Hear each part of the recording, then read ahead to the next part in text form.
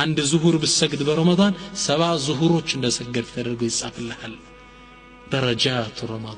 رمضان تلك درجان ያለው سادسا سدستኛ باب خاص للصائمين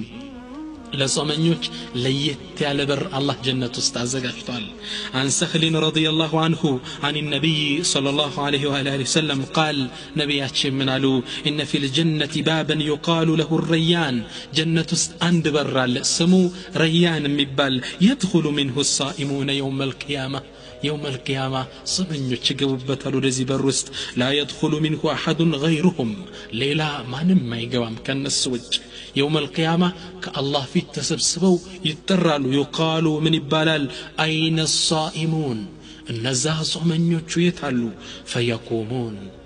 ይቆማሉ فيدخلون الجنة جنة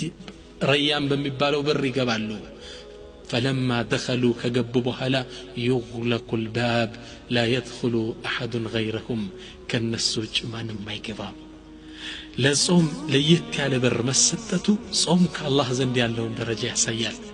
كصوموچو لا دمو يصوموچو عينتا دمو رمضان نو نبياتنا بالحديث من يلالو كما في البخاري من حديث أبي هريرة